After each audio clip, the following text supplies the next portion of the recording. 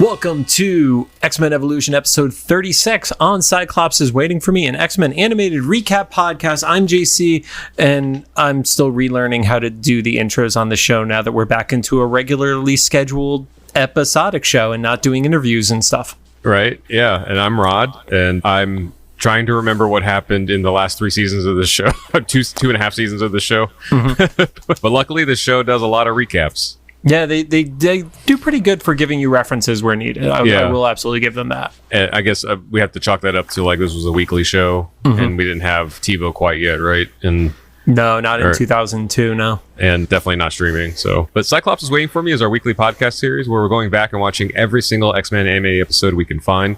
This podcast started with the original 1992 X-Men, the animated series, building up to the release of X-Men 97. Somehow that's in our rear view now, and we have quite a while for the next season to come out. Who knows? Maybe we're going to get big news at D23, which is happening sometime around when this episode airs for us. I know people that know the show who don't know how the show schedule is. I think that's the most like loose way to say it. So if there's an announcement, it's purely speculative. But like animation takes a long time, folks, even without like knowing anything. We just put it this way, like when the show came out, even though the script was written, everybody knows that the season 2 script was written, but like they still have to like make stuff like animatics and schedule. There's a lot of stuff that happens in making anything in Hollywood, and so it's not going to be in the near future, put it that way. Yeah, there were a few people I remember seeing online of like, oh, do you think we'll get it by December? And I'm like, no. Literally zero chance of December. Sorry, guys. If we get in December, Disney has fully embraced AI filmmaking. That's the only way we get it that way. It's literally it's 7,000 robot animators working 24 hours a day. Right. So along the way, we've launched a companion show called the Xavier Files with interviews of members of the X-Men community, including the voice actors from the series. Highly recommend you go listen to those. They're really fun. We have some more probably coming up soon. We just got to schedule them. Mm-hmm. And since season 2, and I just mentioned this, since season 2 of X-Men 97 is now a ways off, but we're back to the second half of our very first watch through of X-Men Evolution. And is no shade on X-Men Evolution, but man, like what a vibe shift from such a vibe 97 to Evolution. The last thing I'll say in this intro about X-Men 97 is make sure to look into the description of this podcast because they are doing the making of book for X-Men 97, similar to the ones that the Lee Wolds partnered with Larry Houston on for the original 92 animated series. We have a pre-order link. It doesn't ship until April, so that gives you a lot of time to pre-order it. Yeah, and use our affiliate link. Extra motivation to click on it. If you click on it and you get it soon enough, because I don't know if they fixed this yet, the image for the book for the authors, there's one author at the beginning. There's 3 author spots. The first one is a name. The second and the third one literally just say first name, last name, first name, last name. I did see that. So that's fun. If you just want to see that, you can just click on our thing and then see that, and then go ahead and do the rest of your shopping. Some quick reminders. We are a recap show about a series that started over 20 years ago. There are going to be spoilers. If you don't want it spoiled for you, pause the podcast, watch the episode, and then come back. We are currently not sponsored or affiliated with Marvel Animation, Disney, or Disney Plus in any way. And don't forget to follow us on social media at Cyclops IWFM Pod on Instagram, TikTok, Threads, X, and Facebook. And of course, make sure to follow us on all your favorite podcast services. Now on to the show. Today we're going to be talking about season 3, episode 6, which is titled X-Treme Measures. It aired on November 2nd of 2002. Currently sits at a 6.8 star rating on IMDb. What are you laughing at? I love that it got a lower score than Blind Alley of all episodes. To be honest, I totally agree with it getting a lower score. And we have to, if you're not seeing anything, it's extreme in that like 90s vibe, I guess early 2000s vibe, but the X, that like the X Games or something. This is clearly an X Game parody, right? And there was also at the time a series called X-Treme X-Men that had the same treatment of the name with that. I'll post some pictures of it. I think I've mentioned it in the past. The costume designs just like screamed try hard and like. Was that a book series? Yeah, you would hate what they did to Storm in it. I'm gonna guess. I'm looking it up as we speak. Mm-hmm. So the episode kicks off with the worst logo design I've ever seen, which is Spear Sports Industries, and they use the S to be the beginning of the Spear and Sports, which I hate that from a design perspective. Yeah, I thought it was Pair Sports. Yeah, or Spear Ports. And then they also have Power 8, which is POW dash capital R and 8, and obviously that's a Powerade parody, because they probably still didn't want to like go head to head with like, it would have been Red Bull and what was the other one at the time? It was pre-Monster era. It was like oh god, it was that Mountain Dew ripoff. Oh, Surge. Surge, yeah. Yeah. And Power 8, the way they spelled it, was probably the most spot on parody I think I've seen so far in the show, because it's POW dash R and then the number 8. Capital R too. Yeah. So the R is just kind of like it just happened, but for them to have the word POW in it, and then to be a contraction of the word that's not a normal spelling, and then the number 8 arbitrarily, they're going to have some marketing story about it. It's like the 8th formula or something. It's like V8. Yeah, right. It's just vegetable juice for seniors. Yeah, it's just vegetable juice. I'm looking at this cover of X-Treme X-Men from a distance. Like before I zoomed in on, I was like, that's not so bad. Yeah, you're right about Storm. Told you. The red like color scheme and all that shit. She looks like she's wearing Miss Marvel's outfit.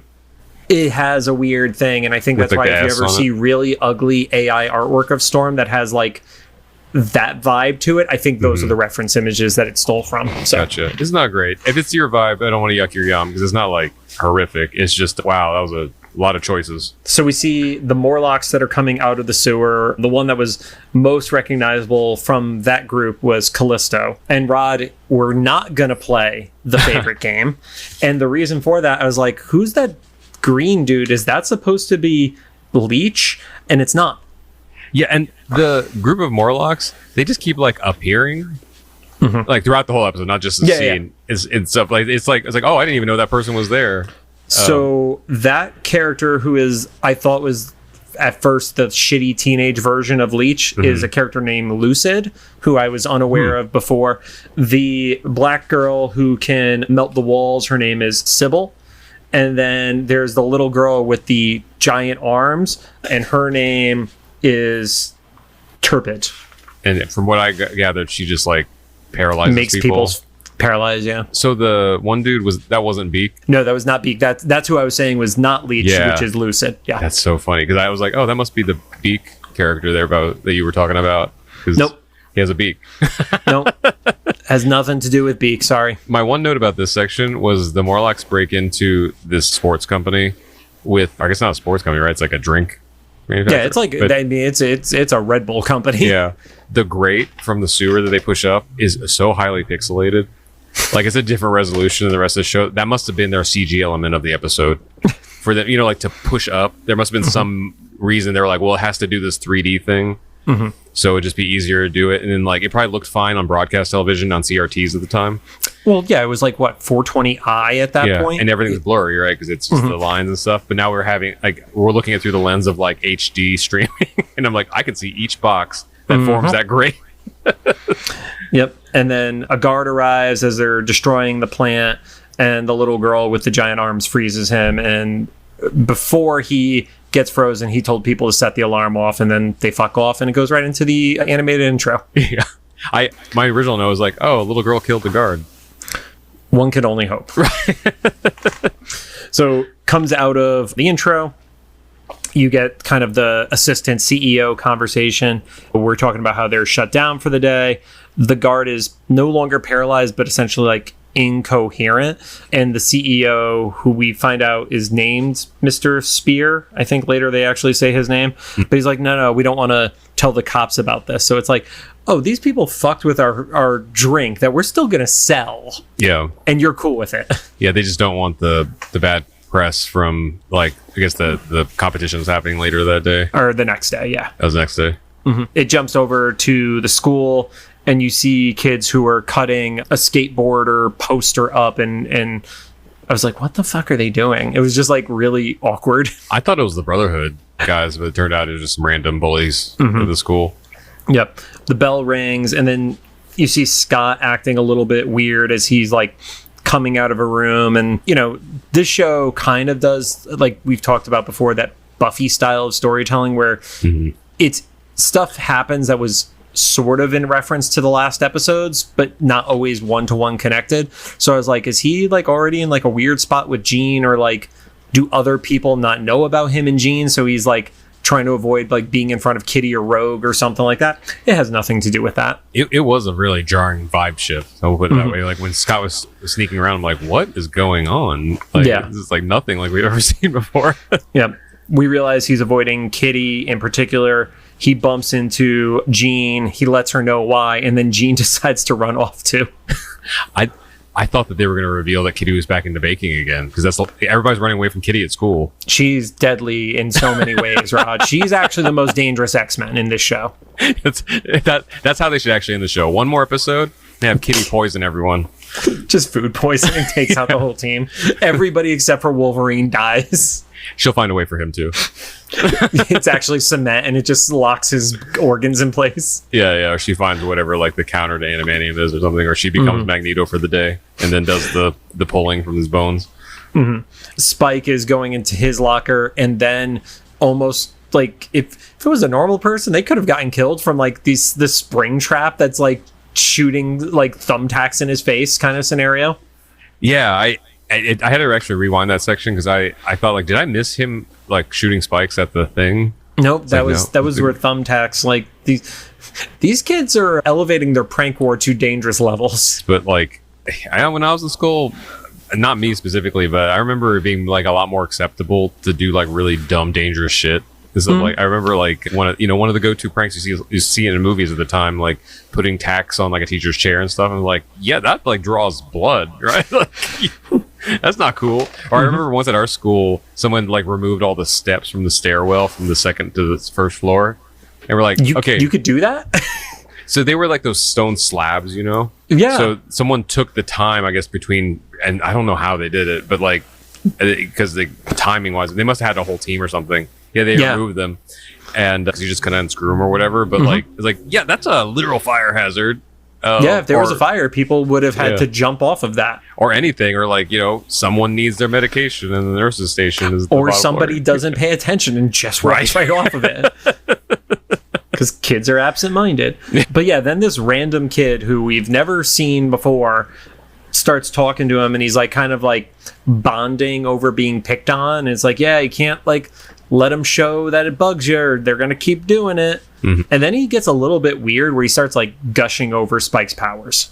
I thought that we were gonna get some other like surprise mutant reveal, you know, or it was like almost gave like a fanboyish vibe out too. I can see of that. Like, was it True Blood? They were called like Fang Bangers, where they were like the girls who like had crushes on vampires kind of vibe. I only watched one episode of True Blood with someone I was seeing at the time, and I was like, you know what, you're cool, I can't watch the show again. And I'm not this cool. I'm not even saying it's that bad. I'm just saying I'm dropping in the middle of this, and I'm not invested in the way y'all are, because there's so many things when you're not invested in something. Like, I'm sure people say this about X-Men too. Like, this is too ridiculous at this point. They're wrong to have dropped in, you know. Like I saw one friend of a friend on social say like, I've never seen a Deadpool movie, but I'm going to go see the third one now. See my review later. I'm like, don't do that. I mean, go see it, but like, you're in no way, shape, or form allowed to like give feedback on this after not seeing the first two movies. It's true. Cut outside, Scott and Jean are like hiding in the car. They see that Kitty's like not anywhere nearby, and then Kurt just like straight up teleports onto the hood.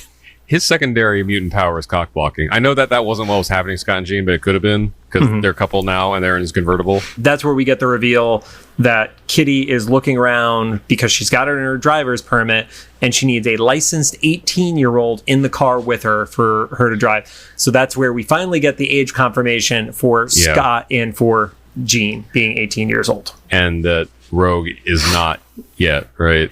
Yes, so that happens. Scott and Jean drive off. There's a really weird, almost AI style scene, like right there as they drive by the Bayville High sign, and then there's just gibberish written on the second line of the sign. Oh, I didn't even notice that. I looked it up. It's literally like it's placeholder letters, essentially. It is not a real word. It's like a janky lorem ipsum or whatever. Yeah, kind of. It's definitely a lorem ipsum scenario. But Kitty's like sad because she's like, oh, I guess they didn't see me. And then she asks Rogue when she turns 18. I remember those days, though. I wouldn't specifically ask friends because I don't think it was... I don't know if you could... It had to be family or something. But I remember like bugging my parents, like, "You gonna go to the grocery store? I can drive." And like, we literally walk there every day. Like, like it's just down the block. And like, I want to drive though. Yeah. Spike and the kid are walking, and the kid's kind of like, again, fanboying out over Spike and his powers. And then they walk into this group of jocks, because the jocks are the stereotypical bullies of the 90s, 2000s. And then the kid gets tough, and I actually had to rewind it because I thought he dropped a slur in there. I mean, he had that energy, so you're not completely off. Because he says, "Try it, fat head." And when I heard it really quick, I was like, "What the fuck?" And then I rewound it and looked at the captions, like, oh, okay, Jesus.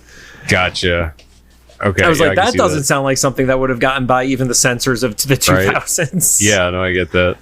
But yeah, he definitely had that energy, and it was just kind of like, yeah, you could try it now, but I got my mutant friend with me. And Spike is like, dude, no. Yeah, no, ew. It like, because good on the writers for addressing that directly. Like, very thinly veiled metaphor for real life stuff. Like, oh yeah, my mutant friend here is like, okay, you can go away now. I'm just gonna let you get the shit beat out of you. Yeah. And Spike is like, yeah, I'm just gonna take off. I'm not a part of this. And the bullies don't let him.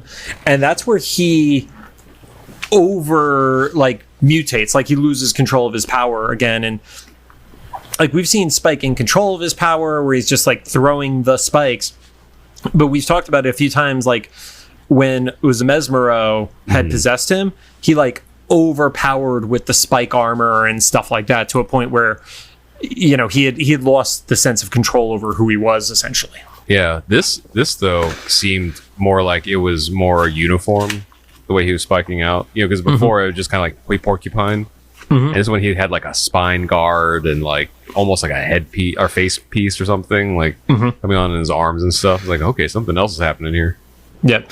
Kurt is turning the corner with Amanda, and then he sees that the arguing has started, and he goes in there to get Spike out of that scenario. So, literally, like teleports him out. Back in the mansion, we have Scott and Jean, who are with Xavier, and Xavier is talking about a very special assignment, and Wolverine overhears it because he's talking about how it's dangerous, and Wolverine is like geared up. He's like, does it include explosives? Like, he's getting a danger boner at this point. Yeah. And Xavier's like, well, hopefully not, but it is possible. Scott and Jean are like, well, we'll let you do this one. You owe us. And then you see the keys, and then jump over. Kitty is driving the X van, the thing that looks like it should be the Punisher's van, basically. Yeah, it's like a tank. Yeah. And the only time I think you've seen Wolverine scared in the entire series is as she's driving towards the gate, and he just keeps screaming, wait for the gate, wait for the gate, wait for the gate. And then to what you brought up in our last episode with Kitty being able to phase something that is electronic and not fuck it up. I think when the object, like I said, is electronic and she phases it as opposed to phasing through it, then that prevents the electrical failure, essentially. I love this whole thing though with Xavier, Scott, Jean, and Logan, because that's me. Whenever someone's trying to explain something to me and like I don't want to do it, but someone who kind of is annoying to me, like doesn't know the full context of the situation, I'm like, wait, why am I not being considered for this? I'd be like, you know what, so and so does deserve a shot at this, and I would just completely throw people under the buses. Evan is back at the mansion. Storm sees him, and he's just like, no, not right now, Auntie Ro. Like, he's like, I am not doing this right now. I get that she's his aunt, so they're a lot closer. I cannot for the life of me imagine slamming the door, and of all people, Storm. Like, not even just with my fandom. Any just version of Storm. Actually, Halle Berry, you would slam it in her face. Oh, yeah, definitely. But, I mean, just like the character, like, you know what she can do, right? Like, I know there's a lot of people there, but, like, you get, like, a goddess here. He's probably the only one who could do it. Right. Because it's his aunt. Yeah. That's literally the only reason it works. Yeah. Yeah. Oh, and he's in his room. He's kind of like a reverse Spider-Man discovering his powers, right? He's like retracting all his spikes and stuff, but it's not quite working. Yeah, he's trying, and it's not happening for like a minute. And then, like, even once he thinks he's done, the spinal protection is still there. Yeah. This is like kind of gives me. I mean, I know this is like way before, but it kind of gives me similar stories like Turning Red, the movie. Where she can't control when she's doing the transformation at certain points. And she's trying to hide it because also another thinly veiled like metaphor for puberty. It was essentially what Evan's going through is like second mutant puberty, right? Like, or was it? What did you say it was in the comics? It was like secondary mutation. Yeah, that happens like later on, or it happens in '97, right? With Emma Frost. Yep. So we see the aftermath of Kitty's driving, where she has not done a good job of phasing through everything. She has hit a newspaper box, which is lodged into the front of the van, a stop sign, and then a street sign that had, I can't read what that word is, but something in 46th Street. She has just literally brought those back to the mansion with them. In a cut scene, there's like police showing up to the X mansion. And there's literally just evidence sticking out of the front of the car. Right. It's like, if you look under the car, there's a body. So my tangent for the episode is when I was in college, there was a night where certain members of our sophomore class, like 6 incidents happened all on the same night. The final of the 6 incidents was they were definitely drunk, and in their pickup truck, they hit the school bookstore. Oh, shit. Which was a like brick staircase out in front of it. So they didn't go into the bookstore, but they definitely hit the front of it. Yeah. The reason they got caught was because they drove off with pieces of the bookstore stairs still in the front of the pickup truck. And it was very easy to spot the car that was both damaged and had bricks still embedded in it. I was hoping you were going to say that there were like textbooks in the grill. No, they only hit the staircase the way that the building was set up. But no, they literally brought the parts of that staircase back to the parking lot with them. And not even think about like, maybe we're going to stop in the woods and fish these things out or something. Or even just throw them 50 feet away. Yeah. Yeah, no, they were just like, we're good. Go Penn State. I guess college is for learning, right? All kinds of lessons. Not that campus. And Logan is not happy. Yeah, he threw the keys back at Xavier, and he was like, "Gina's got it right. I do owe them." I was like, "Are you gonna go kill?" Like, I don't like. I know what you mean, but I don't know what you mean. Like, he's gonna stab Scott, right? Yeah. Oh, I guess like knowing what Logan does at that school, that probably means like extra like physical conditioning drills in the morning or something, right? Like more laps. Yeah, he could taskmaster them kind of stuff. Okay. Yeah. I love it. Immediately jumps to Scott and Jean still trying to avoid Kitty because she's just going to literally take every chance she gets. And Jean just goes, "It's either you or me, and it's not going to be me." And she telekinetically throws him through the door. Yeah, my note here was Jean pretty much literally throws Scott under the bus. They're just really lucky they don't have a bus at the institute. And then we see Evan drinking milk because he's shooting a lot of bone spurs out apparently out of that weird milk jug.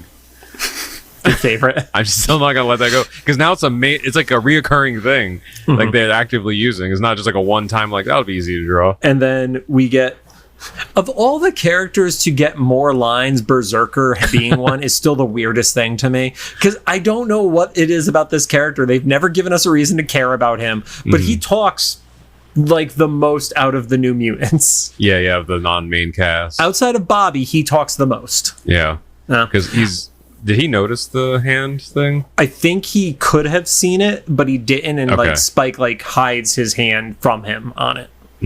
So Spike's gonna just have to be like in like full sweats and hoodies and shit. Yeah. And then Berserker is like, "Oh, aren't you late for the Power 8 skate thingy?" And Spike apparently forgot what time this started. Right. Or that was that day, I guess. But like he's like, luckily we live in the universe where a Raven can fly from Nevada to New York to Mexico in 20 minutes. So I'll be fine. We get to this big skate park event, which, like you said earlier, looks very much like an ESPN, like X Games kind of setup. Really quickly, when you see Callisto under the bleachers, for a quick second, I thought that was Gambit. Like, just really quickly, the shadow, I was like, what the fuck is he? Oh, that's Callisto. My note was Gambit's under the bleachers. And then the next line, oops, that's Callisto. Yeah, because the shape of Callisto with the hair and the fuckboy Gambit design look very similar from a silhouette perspective. Yeah, I think between that and then she was also wearing the trench coat. I think the trench coat like put it over the edge. You're just used to his haircut kind of around. Yeah, that now with like the shitty bowl. Yeah. That Punker Ducky will defend to her dying day. Oh, the amount of DMs going back and forth, and now I just like there was a post that was all the versions of Gambit in animated or live action, and of course it had the Wolverine Origins version in there. And I was like, well, at least Fuckboy Gambit's not the worst. And she's like, you watch your mouth. If you haven't, listened to the episode with Punker Ducky, who is our shitposting meme lord in the X-Men 97 community. I have seen her cut off Gambit appear a lot more recently. Yeah, now that we're looking for it after the interview, it's like, oh, yeah. Yeah, and sometimes they're not even really memes. They're just spiteful. She's Which like, is the perfect meme. Yeah, no, I could tell like someone made the wrong comment. She's like, fuck you in the post. Not even subtle about it. It's great. So in the stands, I love that Spyke was going to be late for this, but you have Bobby, Multiple, Storm, Berserker are all like in the stands. And Kurt all ready to like support him and watch. So it's like Spyke had like, not only was this planned for him to be a part of it, like he had people coming to watch him and he still forgot about it. Let's write a headcanon. That combination of mutants are how he got there on time. That's probably very accurate. Mostly Storm. Yeah, Storm flew him, Kurt teleported him some distance. I don't know. Somebody do the math. And then you see the thing that only happens in Tony Hawk Pro Skater video games, where all these like teenage kids start doing the most unrealistic like tricks all at the same time, like crisscrossing on the skate park together. Yeah. Because every real life video of skate parks I've ever seen, it's one kid doing a thing at a time and all the other ones stand on the outside and watch. If this scene were like part of a live action version of this movie, it would all cut to like 30-year-old stunt doubles. Or I guess 30 might be too old for skating those stunts. My knees wouldn't work. Like mid-20s. Like yeah, it would be like watching the some of the fight scenes from the Power Rangers when it would swap between the actors versus their stunt doubles kind of scenario. Yeah, when the Yellow Ranger changes genders. Yeah, the body shape is not the same. Yep.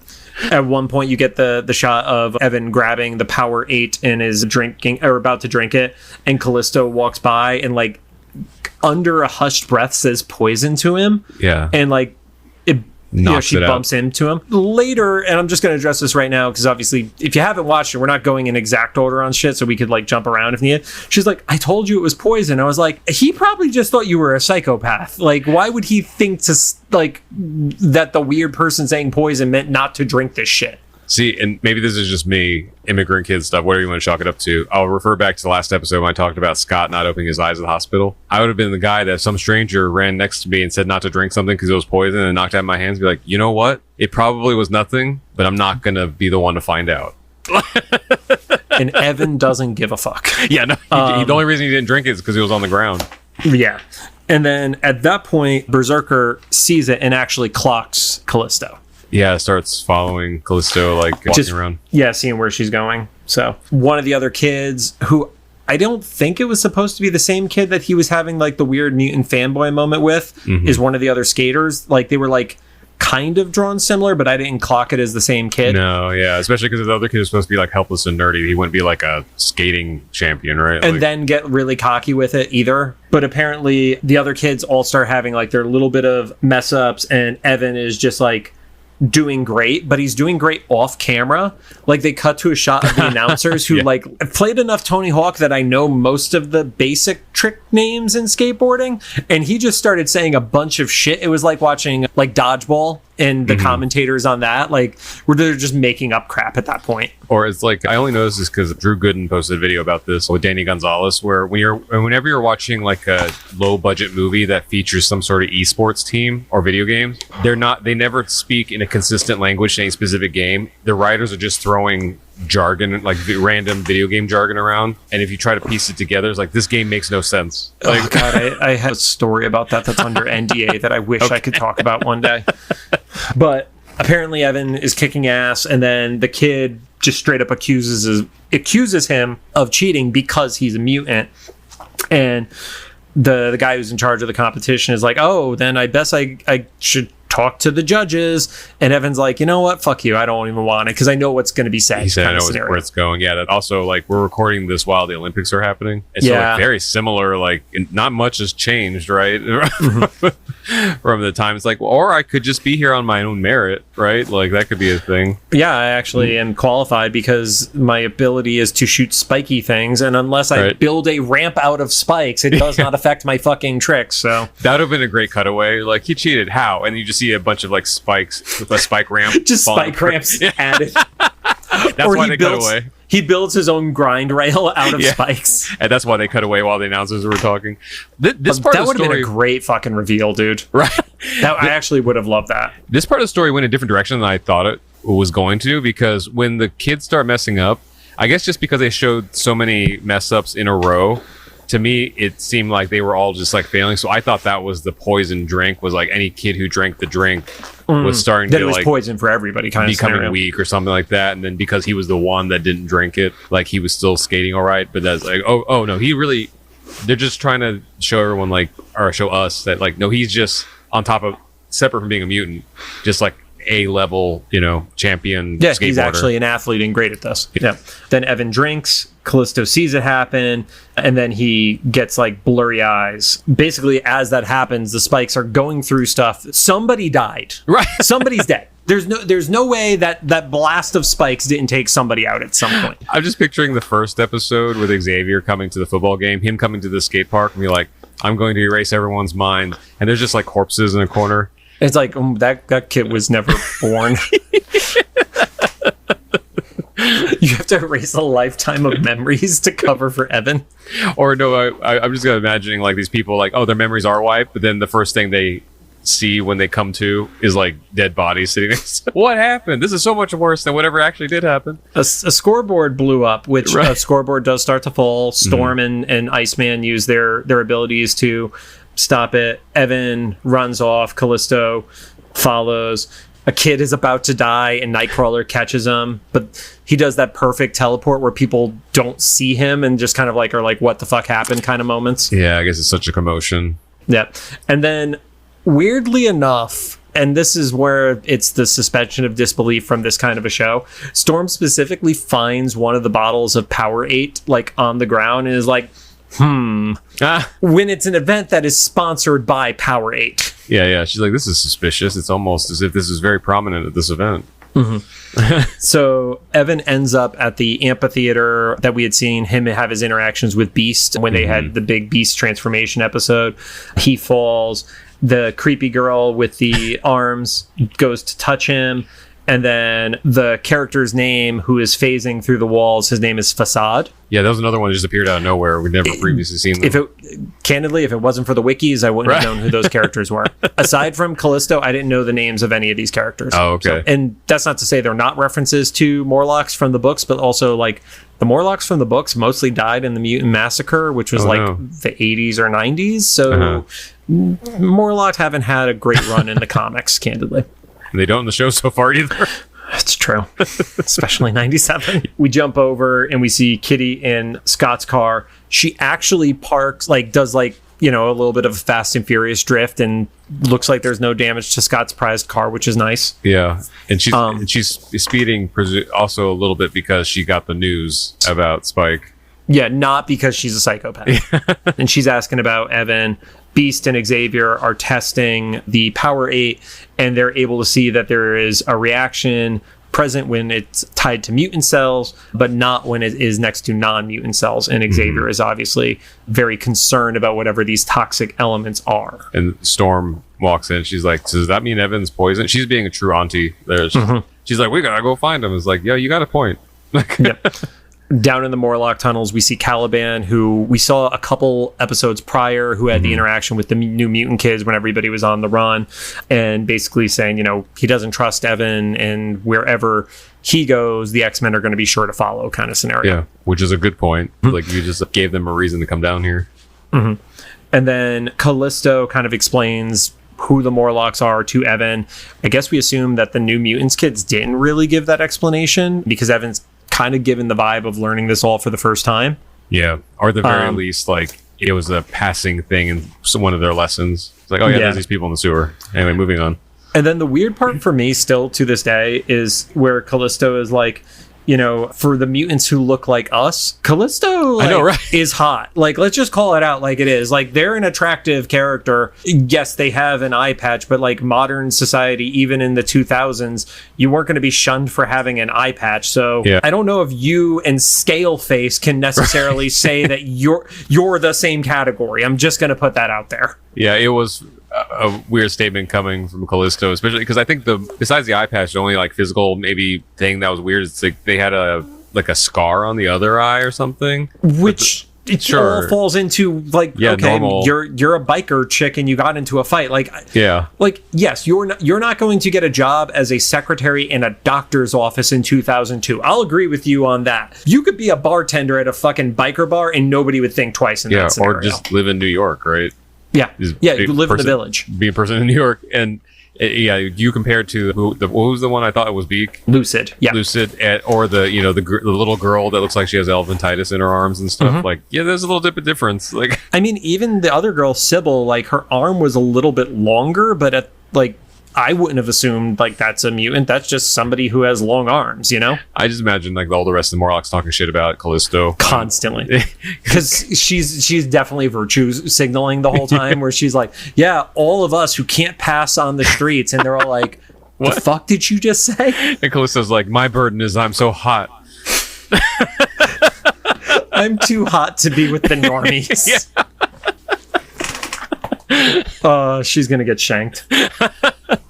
And they reveal that the Power 8 factory is releasing the waste through their tunnels, and that is slowly poisoning the Morlocks because their tunnels are by that runoff, essentially. Evan says he wants to help. Caliban specifically says that he feels Berserker is nearby. And then we get kind of like, this Callisto's power reveal, because I don't think we ever actually got that in either 92 or 97. And then Callisto can see in the dark, apparently, as part of her power set. Yeah, I was wondering what that was. I didn't know if that was that or like night vision or like a radar thing or something. I mean, yes, she does not have the goggles from Jurassic Park, so I'm assuming that's her power. And then she calls Berserker Ray, which is the first time that's been addressed in the entire show, what his first name is. So maybe this is from not having watched the show in 4 months. Did Berserker was this the reveal that Berserker had a connection to the Morlocks? Berserker was in the group that I think met up with the New Mutants in Caliban. Okay, now I'm remembering. Okay, gotcha. Yeah. But the little girl paralyzes him. Yep. Go back to Spear Industries. Not Leech sees through the wall. Sybil melts through the wall. Evan goes in, takes out the cameras, and then they're like, all right, we're gonna taint the supply, which I'm not gonna lie, as soon as they're like, we're gonna taint the supply, I was like, that dude's still gonna sell everything in that right. Does not matter. He does not give a shit. And we find out later that he didn't necessarily know that it was detrimental to mutants specifically at the time. So even if they neutralized it, like I think that's what they said, they were putting something in it to like make it ineffective for the poison part. It would have made no difference to the guy be like, just ship it, right? It looks right. I mean, aren't there all those like awful studies that are like, oh, this manufactured food product has this many parts of cockroach in it. It's like, well, as long as we could test it and it doesn't murder a person, we're still going to sell it to you, you know? And even if it does, it'll be months before anybody finds out. And then they could say that there were terrorists who attacked the plant and blame it on the mutants. Yeah. Back in the sewers, you get the moment where Berserker and Scaleface have their little confrontation. It's like, you know me. And then he is able to escape pretty easily, despite still not knowing what his powers are. And he calls the mansion. So he goes to the sewers knowing where Evan is, but doesn't say anything before he goes down into the sewers, where let's be real, cell phone reception in 2002, you weren't getting reception in the sewers. You should have called before you went down into them. Yeah, it's a Nokia track phone era, especially for teenagers. But then once again, teenagers, it's an adventure. Security arrives. They start tasing the little girl. Yep, that was my nose. Like, did security kill a little girl? Is that what I just saw? They intended to. Yeah. And then they have no aim outside of the little girl because nobody else gets tased, but they do hit like the electrical box, which starts making shit blow up. Yeah, they destroy their own factories. These are like stormtroopers who didn't make the Empire, right? And then the vats start to like fall over and knock into each other. And then instead of running outside, they decide to run down into the drains, which is where liquid goes. And they're staying ahead of flowing water, which is damned impressive because that's not how that works. They get to a dead end. Evan makes a ladder out of spikes. Just imagining that kid from earlier coming back. It's like, see, this is how he cheated at the extreme game or the Power 8 games. Yep. He made himself a ladder out of spikes to do bigger tricks.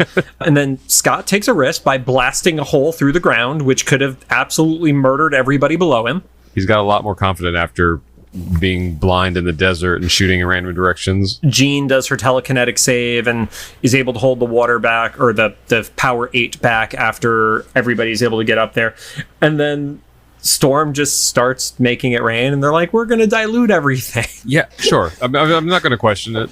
I guess she just makes it rain for like 3 days straight or something, is the idea, because they just showed everything going down the drains, and they didn't even show the water changing color or anything. It just kept raining. Yep. And as that's happening, Evan walks off with the Morlocks, and then you get Beast, Rogue, Nightcrawler that are in the X-Copter for some reason. They provided literally no value by showing up there for that. It's cameos. Yeah. I guess it's because Storm is about to panic, and they're like, well, we all have to search for him together, so put more X-Men at the scene as to where they're searching for him. But I was like, okay, I guess we're just showing people's faces at this point. Sure, yeah. Xavier is at Spear Industries, and we get that Spear is basically saying, like, oh, my bad, I didn't know that this was a thing. I wish they had said something. And then we get, again, this version of Xavier is very understanding for people hating him. And it's like, well, they didn't feel like they could go to you. I wish they did, but they don't trust people. And it's like giving these people, like, Charles, come on. I guess the closest argument I could have in defense of Charles, not that I'm trying to, because we've already established I don't like the one in the show, is that maybe he's trying to be diplomatic and like not trying to start a fight, but trying to get the person to take the action that he wants them to take, regardless of what, kind of fluffy conversation has to happen around it. I didn't think that was true, what he said, until he followed it up, like right after Xavier left. He was like, his employee was like, what should we do now? He's like, go immediately back into production. He's like, now it's suddenly a lot more valuable. It's like, wait, so you're even more evil than I previously had predicted. You didn't make it to be poison, but as soon as you found out that it is poison, you're like, oh, stock just went up. Isn't that kind of the story about mouthwash? Didn't it start as like floor cleaner and then it wasn't selling well? I don't know if this is an urban legend or not, but you all can look it up at home. I think we're not going to do research for you, so. I think the story goes that like it was originally formulated as like floor cleaner, wasn't selling well, so someone was like, let's tell people to put it in their mouths. They don't really need to. But let's tell them their mouths are dirty. And then Listerine started. And then alcoholics had green mint to drink. And I never understood that. I know people that had done that when they got like, I was like, wait, what? I'd rather drink nothing. So that was actually the final scene, but we do get right before that. The X-Men are searching around. They're in the sewers. Evan and Storm cross paths with each other, and he's like, the spikes aren't going away. I just need a break, and tells his aunt to not follow him. She's like, yeah, A, I don't want to do that, but B, what the fuck am I supposed to tell your parents? Like, I was literally supposed to take care of you. I literally lost your son in the sewers. Twice. Yeah. And that's how this episode ends, with Evan just being like, and I'm out. Yeah, and minor spoiler for next episode, don't address it. Nope, not even. Not even a little bit. Because it's going to be down the road, like an episode more than the next one. Yes, because at the time of recording, Rod and I have one more of these to record, and we have not watched beyond that yet, so we don't know what's going on. That's an interesting concept, though, about having, since Evan was always supposed to be kind of like our eyes, we saw him go into the X-Men, and now seeing him going into the Morlocks, that's an interesting little twist. I'm gonna guess that means that either they were trying to write Evan out of the show for a while for whatever reason, or and once again, don't spoil it for us if you've seen it, because we haven't. Yeah, please don't spoil it for us. They're either writing him out because they don't want him there for some reason, or they're just going to explore the Morlocks more, and that's just going to be our B story for a number of episodes, and that's how Evan's going to be the vehicle for that. I don't know. Yeah, it's interesting because, like, to your point of like, oh, he's supposed to be our eyes. I kind of feel like this show doesn't give us an our eyes. Oh, right. Like, to an extent, Evan is the closest to it, but it's not like how, like, Jubilee's prominence in that first season of X-Men the Animated Series, like, I feel like Evan didn't have that same level of like connect to the audience. He was supposed to be like the cool 90s stereotype of what a teenager would be kind of scenario. Yeah. And definitely by season 3, we lost a lot of that perspective, because in the earlier seasons, he was literally vlogging, before vlogging was a thing. So it was like, oh, we're literally seeing through the lens. Yeah, he was MTV True Lifing. Yeah. Yep. Well, Rod, that's all I got for this show. Any closing thoughts from you? It was fine. It was pretty straightforward. I think, it was our takeaway from this. Evan's with the Morlocks now and is going through second mutant puberty or something. And also, thank God for wikis, because I thought that was a really shitty version of Leech. Right, and I thought it was Beak. So there we go. Well, now I have to check. When was Beak created? Also, Beak's real first name? Barnell. I thought you were going to say Rodney or something. Oh, dude, I wish. I fucking wish. No, trust me. If it was, I would have known that was his first name. When did Beak debut? Give me a date. Come on. Give me a book and a date, you fuckers. Well, I'll post about it later. Yeah. I can't find it, Rob. Thank you guys for joining us. If you have any thoughts, make sure to drop them into the comments for either the YouTube upload or the official Instagram of this post. Or if you are listening to us on Spotify, there are now formally comment sections in Spotify podcasts, so you could actually leave comments on the podcast itself there. It's dangerous. And if you like what you heard, dangerous, not for us. We need more people listening to us. We'd appreciate a rating on the podcast app of your choosing. Thank you guys who did it on iTunes. We have a pretty solid rating on iTunes right now.